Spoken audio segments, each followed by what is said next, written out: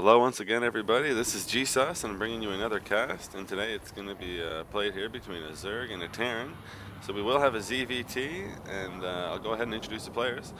So spawning in the bottom left, it's going to be our red Zerg player, known as Gsoss, coming from the clan DRPS.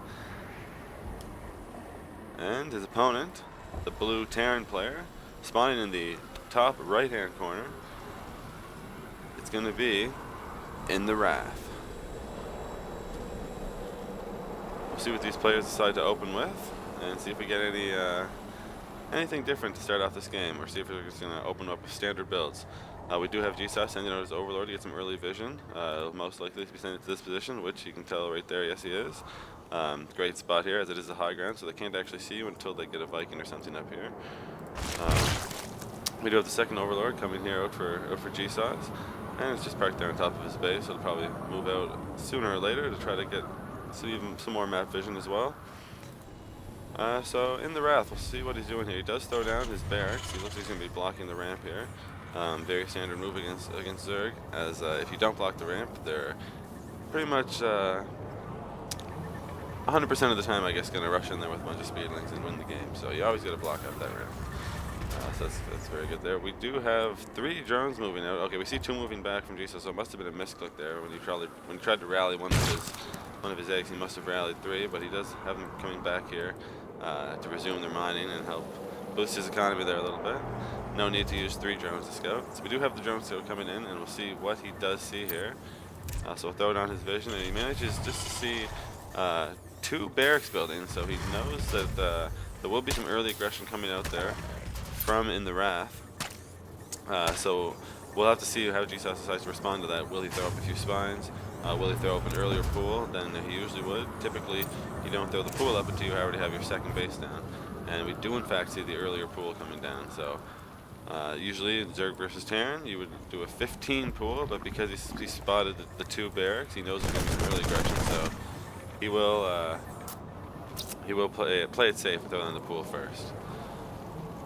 So the drone will come home now. He's done scouting for the day. And what the drone didn't actually see is behind this, INtheWRAITH is throwing down a 3rd barracks. So he's definitely going for 1 base all in, as there is no command center put down yet. You can support 3 production facilities off of 1 base. It's kind of the golden rule with Terran, is you always, whenever you expand, you want to build another 3 production facilities. So we'll see if he decides to throw up another one or just stick at 3. We do have the second base here in the natural for Gsoss coming in. Sorry about all these lines going crazy on the map here. There's something going on with my computer. I definitely have to get that fixed, or maybe get a new computer. And if I do, I'm definitely gonna get one that can run it with higher graphics. I think that would look pretty sweet. Double gas coming down here for Gsoss. We can see on the income tab that he does have 240 coming in per minute, as opposed to 0 for his opponent. So that only means one thing. As you can see in the production tab, he is going to be going for strictly Marines. He's going for a Marine rush. And just on cue, the Marines are coming down here. Oh, they're going to head down to the base and try to get that early aggression. Maybe even take the win here. So Gsoss, he is throwing down a Baleen Nest. He did see the 2 barracks, so he knew that there was Marines coming out. So a Baleen Nest would be a great choice to deal with that. As Marines, unless you can split the Marines, which in this league, most likely you can't split them good enough to actually defeat the Baleens. It's a good choice to try to take them out nice and quick. So 6 Marines coming down here. We'll see what kind of damage they can do. He does have the Queen here, spreading the creep nice and early, so the creep will end up helping him fend off these early Marines Gsoss pulls all of his drones from the natural, and the Queen tries to pull it, but it doesn't look like he's going to make it. It will get sniped by the Marine. No, the Queen does stay alive. The Queen does get sniped by the Marine. He's sacrificing a couple drones to block for the 2 Baleens and the 2 Zerglings to production finish. He doesn't think the Queen is probably going to wait to engage with the Baleens, of course. And he pulls everything. He's coming at the Marine. He has to go. Second Baleen is not connect. So INtheWRAITH manages to snipe one of the Balians there, but all in all, Gsoss does manage to fend off that first wave of Marines, but we do have the second wave coming in. We've seen the units lost out. He did manage to take out 6 workers thus far, and the unit skills is also going to take 20 to 12. Let's keep an eye on that as this progression does continue on forward. We can see him add in even more barracks behind this. He's getting up to 4 barracks. Forgot to rally some of his Marines there. That's going to definitely cause headaches for him when he realizes that he forgot to rally those Marines. I don't know why he wouldn't have, but we do have the drones and 2 queens battling against these 4 Marines down here on the creep. As I said earlier, this one creep tumor is definitely crucial in battling these Marines, as the drones can actually move a little bit faster and catch up to them. So he's resuming his mining at his natural, but no mining at his main yet. Perhaps he's leaving them at the natural just so he can use them to defend against some of the Marines until he gets some more Balians out. In the production tab, we can still see that In the Wrath is producing 3 Marines at a time, as some of the Marines on the way down decide to snipe an Overlord that was trying to keep track of the natural of In the Wrath. He's swinging around here up top and on down bottom with a bunch of Marines, but we do have 4 Balians morphing in with 8 Zerglings coming in behind them for reinforcements. With the 2 queens and all the drones, this might be enough if used properly, if microed properly, to be able to take out these Marines. We do have the Balians running in, trying to use the drones to the target. If the Balians do connect with those 5 and take them out very, very easily, that's going to be very, very good moving forward in this assault. We do have another 8 Marines standing guard in front, make that 9. We do have the 10th, 11th, and 12th streaming down, 13th and 14th. So he's just really all in at this point. In the Wrath knows that he has to win with these Marines, or he's just not going to be able to get out of this, as there is on 2 base for quite some time now. You can see the units have, as the Balians come in and take out more Marines, incinerated by the Balians. But each time the Balians are used, he does lose them. He does have to produce more. So if he can come in with the Marines in between when those Balians are actually produced, he might be able to get a couple kills in. But at this point, it's just looking very grim for In the Wrath. The Marines just don't seem to be getting to that critical mass that he needs, and he's not splitting them from the Balians. So it's just it's not looking like he's going to be able to break the wall here. Looks like the 2 queens, the Zerglings, and the Balians. They'll be enough by themselves without the drones even to take out In the Wrath. He's still producing 4 Marines at a time here. No tech structures on these buildings. I don't know what he's doing with the gas. A lot of Balians morphing here. We have 7 Balians, 10 Zerglings against 21 Marines now. But the problem with the Marines is they're not grouped together. They have to be grouped together when they attack, but then they also have to be spread when the Balians approach. It's the only way that these Marines can actually take out the Zergling Baling force. So we'll see if he can actually get the spread on, but these 3 creep tumors that just push the creep out even more, that's really going to help him out.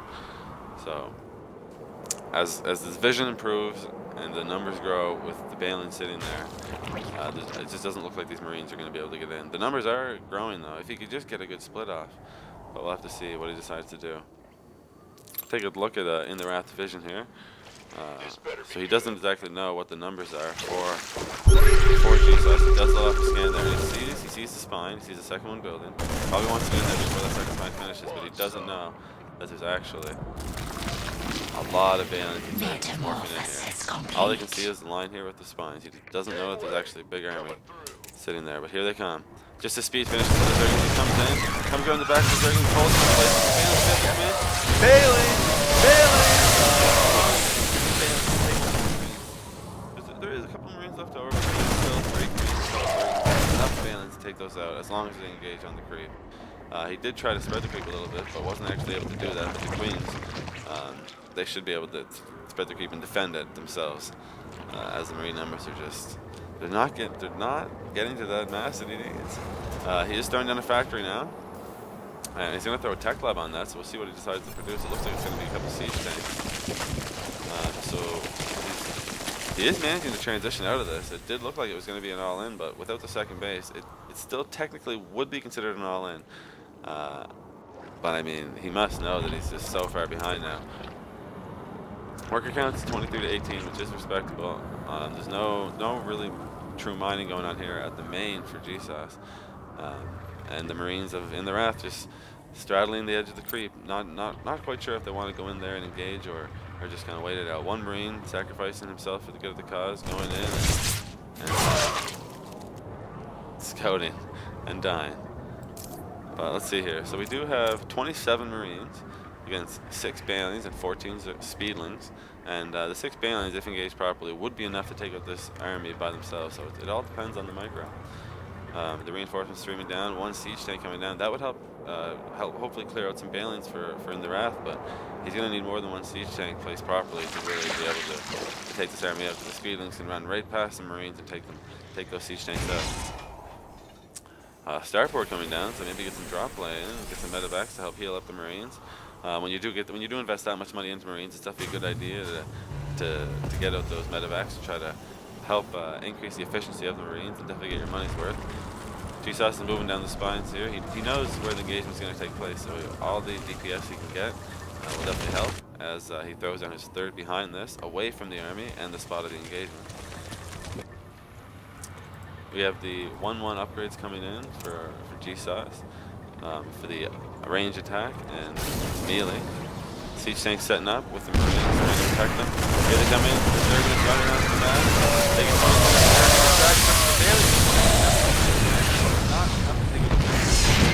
see what Gsoss to finish this army off, or if he even can, as IntheWRAITH is actually expanding behind this. So can we actually see this game progress into the mid game after that all-in start with all the Marines? He is piggybacking his tanks up nicely. He's taking up one and unseating the other one, stepping them up one by one. But the problem is that so much more than the Terran player can. And since the battle's actually taking place at Gsoss base, he does have the reinforced advantage. So once those forces come out, they will be effectively in the battle once they spawn. So nothing coming out of the starport yet. He does have the reactor on the side, but no medevacs coming out yet. He does have enough money to produce them, but we'll see what he decides to produce instead. He is swapping down some SCVs down to his natural to try to increase that income there. Let's take a look at the income tabs. It is in the favor of Gsoss at the moment, but those SCVs just got down there, so that should pick up a little bit. And then once he drops mules, it might actually even out. Siege tanks clumping together in the front there, probably not the best idea. And we do actually have some Hydras coming into play now for Gsoss as well. So we have Speedling, Balian, Roach, Hydra composition against a Marine siege tank. So we'll see which one triumphs in the battle. Get a little surround here with the spine in place to delay the army from coming up and finding his third that he will use eventually. Unfortunately for Gsoss, there is 3 more siege tanks, some Marauders, and some Marines coming down to join up with this army. If they can all get set up, it's gonna be definitely spell trouble for Gsoss. Gsoss does propose to choose to engage before the army can actually beat up.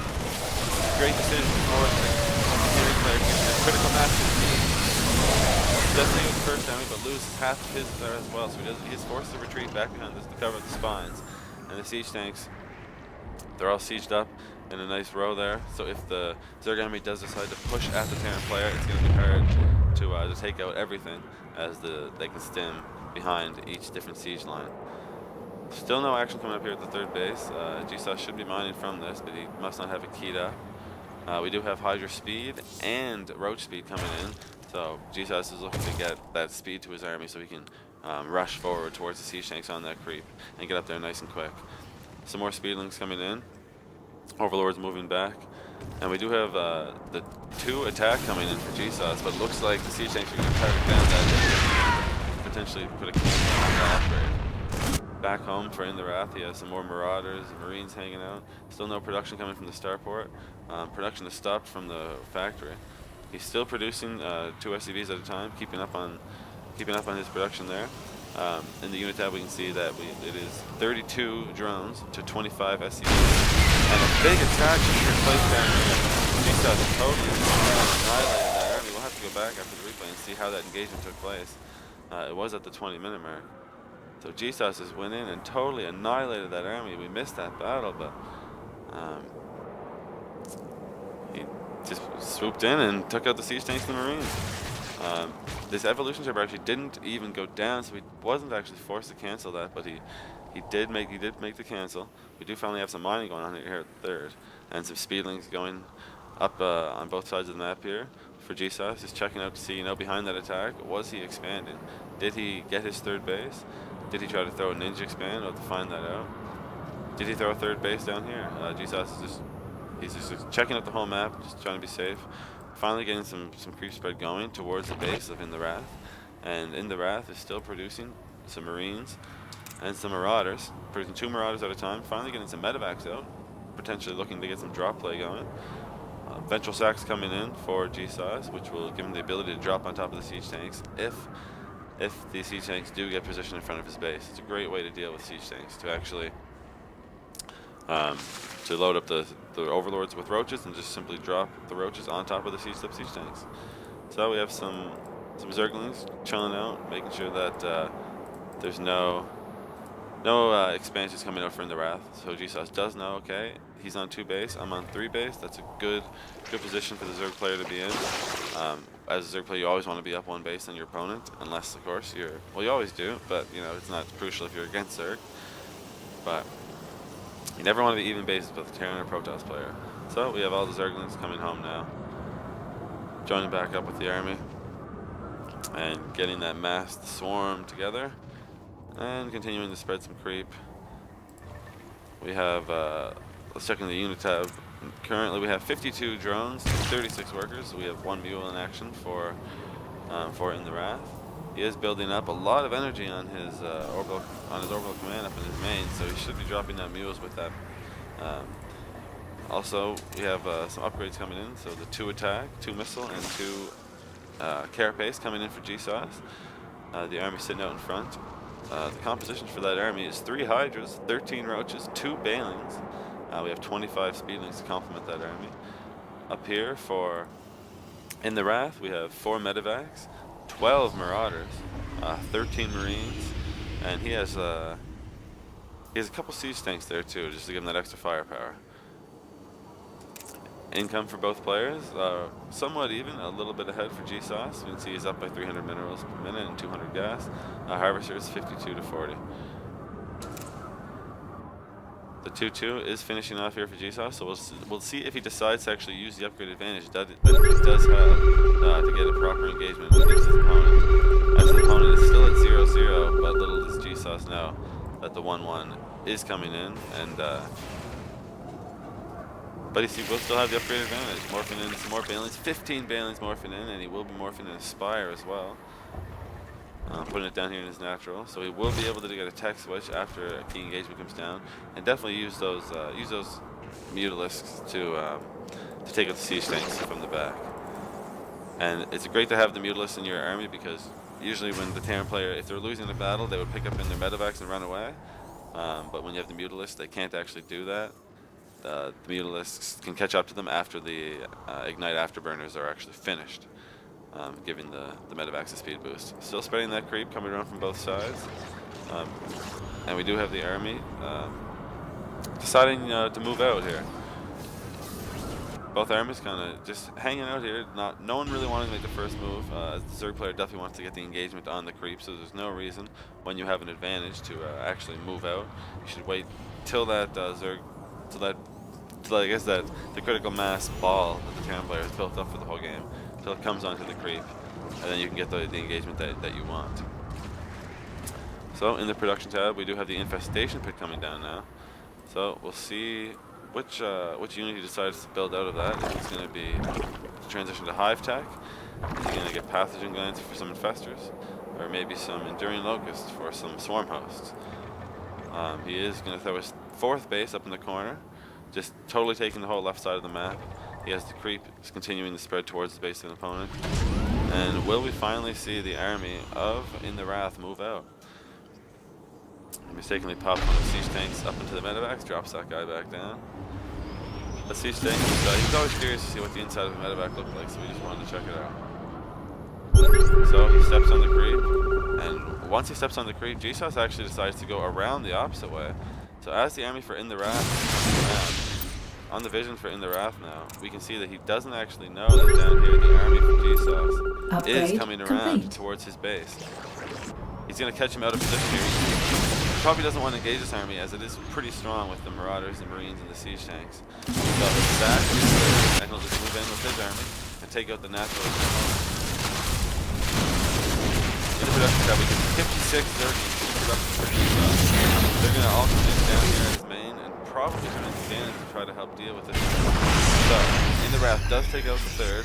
Gsoss sacrifices that. The Zerglings come down here and they all morph into Banelings. We have 38 Banelings in production as the main enemy for Gsoss is totally taking out the second base for his opponent in the Wrath. In the Wrath, now moving down towards the second of his opponent. He wants to try to take that out. He doesn't know if the army will move back. He does see now.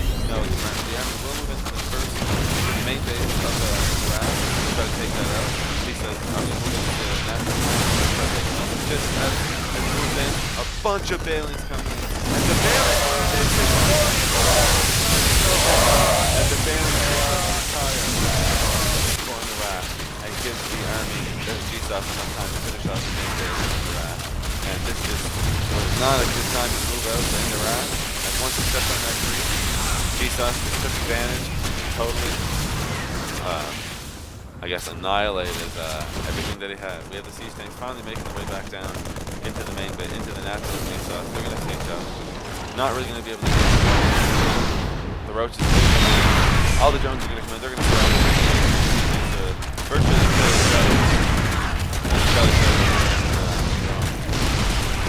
drone shots there. So we do have the main army here now for Gsoss coming over and just going to finish off the last few structures. For in the Wrath, there's absolutely no way he can come back here. The creep spread has stopped, but he doesn't really need that, and in the Wrath does leave the game. So Gsoss will be victorious. So the key there was just the creep spread. Once in the Wrath, jumped onto the creep spread. Gsoss came right around the bottom and into the natural and up into the main, and there was no way for the Terran player to get back. So really taking advantage of the mobility and the vision of the creep. So good game by Gsoss there.